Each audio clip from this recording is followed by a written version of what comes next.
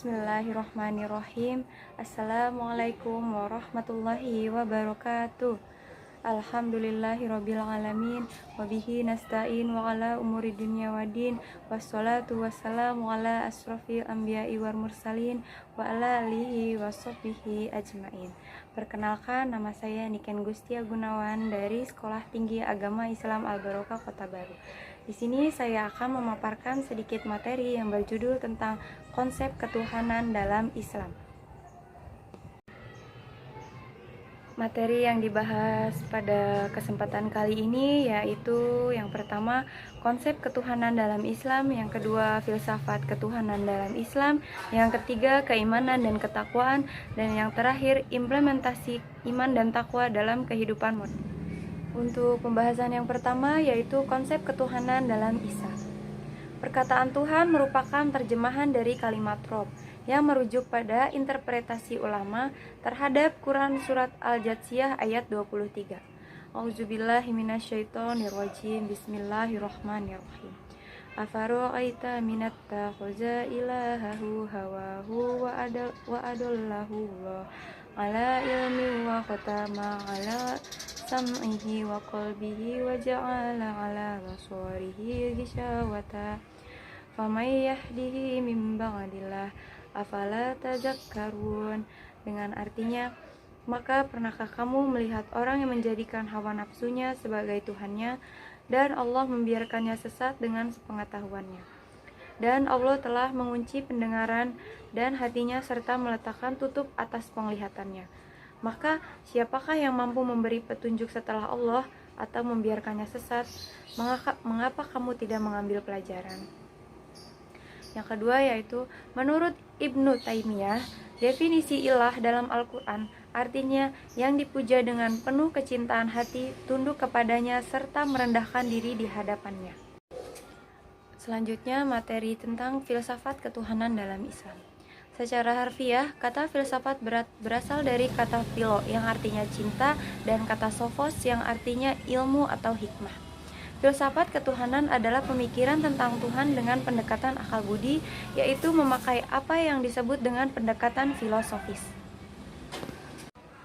Dan materi yang ketiga yaitu keimanan dan ketakwaan. Yang pertama, iman. Iman menurut bahasa artinya membenarkan, sedangkan menurut istilah artinya syariat yang meyakini dengan hati, mengucapkan dengan lisan, dan membuktikannya dengan amal perbuatan. Dan yang kedua yaitu takwa. Takwa dibagi menjadi 3 kata, yaitu ta, kof, dan waw. Yang pertama tawadu, atau sikap rendah hati, patuh, taat, baik kepada peraturan Allah Subhanahu wa Ta'ala maupun kepada sesama muslim. Jangan menyombongkan diri. Yang kedua, qof atau qanaah, sikap menerima apa adanya dalam semua aspek, baik ketika mendapat rahmat, ujian, barokah, atau musibah, kebahagiaan, atau teguran dari Allah Subhanahu wa Ta'ala. Dan yang ketiga, waw atau waro, sikap menjaga hati atau introspeksi diri ketika menemui hal yang bersifat subhat, yaitu tidak jelas hukumnya atau yang bersifat haram. Untuk materi yang terakhir yaitu implementasi iman dan takwa di dalam kehidupan modern. Yang pertama, iman melenyapkan kepercayaan pada kekuasaan benda.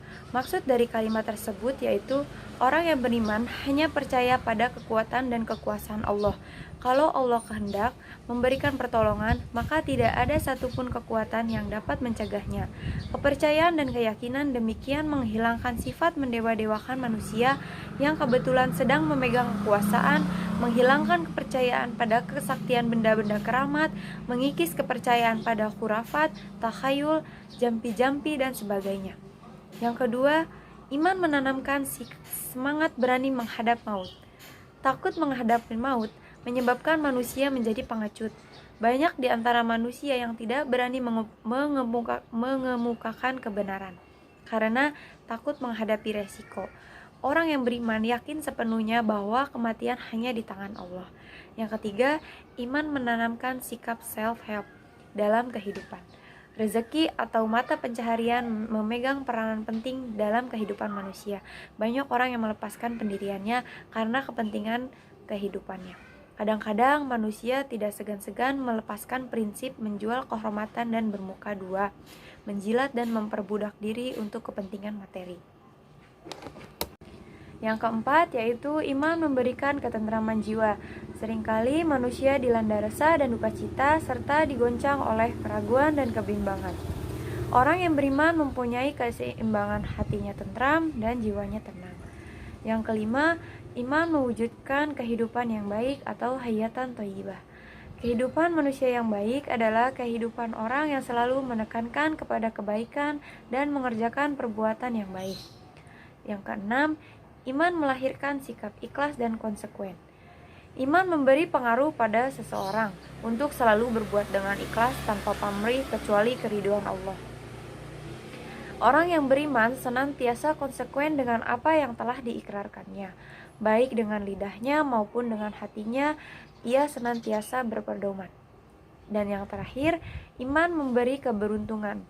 Orang yang beriman selalu berjalan pada arah yang benar, karena Allah membimbing dan mengarahkannya pada tujuan hidup yang hakiki. Dengan demikian, orang yang beriman adalah orang yang beruntung dalam hidupnya. Demikian materi yang dapat saya sampaikan, kurang lebihnya mohon maaf. Wabillahi taufiq wal hidayah. Wassalamualaikum warahmatullahi wabarakatuh.